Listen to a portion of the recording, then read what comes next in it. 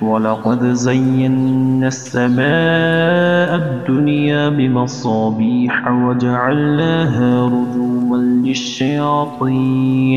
للشياطين وأعتدنا لهم عذاب السعير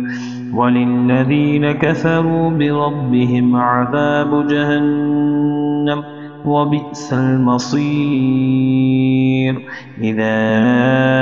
ألقوا فيها سمعوا لها شهيقا وهي تفور